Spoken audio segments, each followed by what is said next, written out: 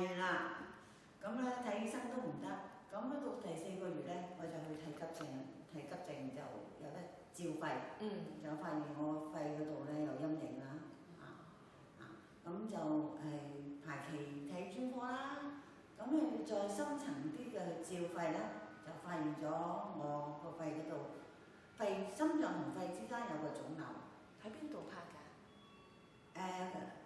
喺邊度照呢個睇個結果咧？喺法國醫院做嘅一個深層嘅電腦掃描。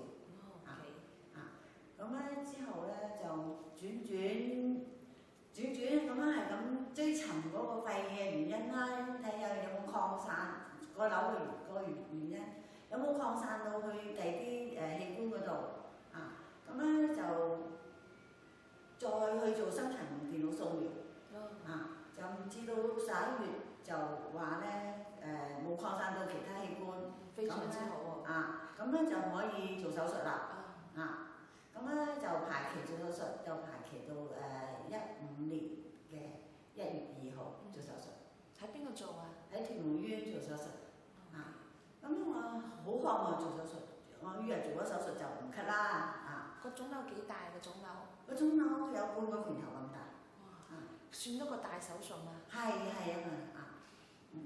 咁我做咗手術，咁咧都係仍然咁咳，我又咳到去4月20幾號。咳成點樣咧？咳成點啊？咳到好多痰好多痰，即係一咳咧就咳幾個鐘，好辛苦。辛苦成點樣咧？辛苦形容即係形容一個心臟總言之，成身咁樣咳出嚟，好辛苦。俾我咳折磨得我好緊要。咳到4月中度咧，我又開始發燒，每日都發燒，每日黃昏我都發燒。咁咧然之後又去睇急症，4月27號，咁咧就話我肺炎。肺炎。係肺炎又去留醫。留咗幾日，住咗5日醫院，咁出翻嚟咧，我又經過梁小姐，有一個朋友又介紹梁小姐介紹我識咗有聲公司，咁咧5月2號咧就嚟聽個講座，咁聽完講座咧就介紹我食一個嗰個有聲產品啦，咁咧我就開始食喺嗰啲朋友見到我仍然係咁咳，佢話不如你飲一包先啦。咁咧我飲咗一包之後咧，好似舒服咗啦。都唔知乜嘢嚟嘅，總之叫你飲。係飲咗一包先，我又覺得舒服咗。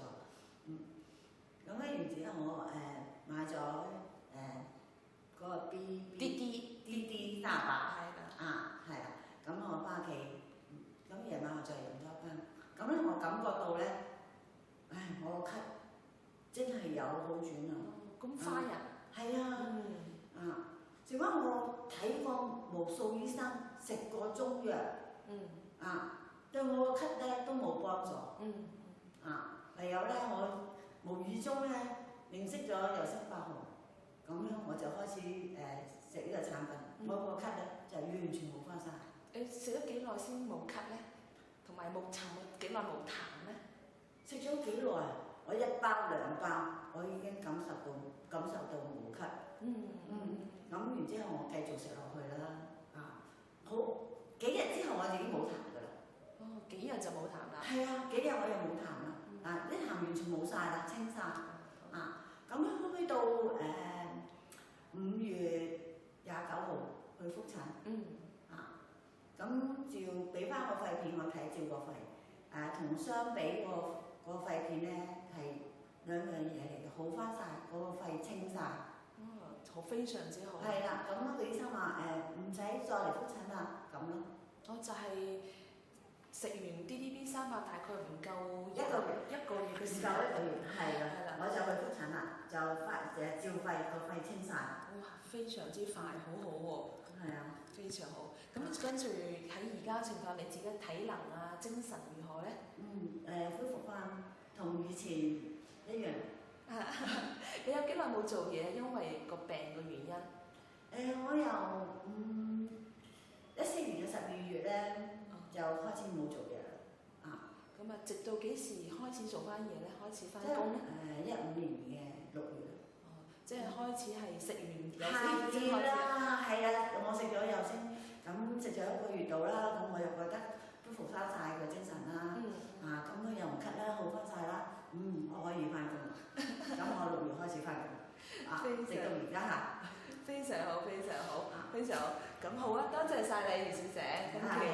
又升人參幹細胞精華，讓我重拾健康。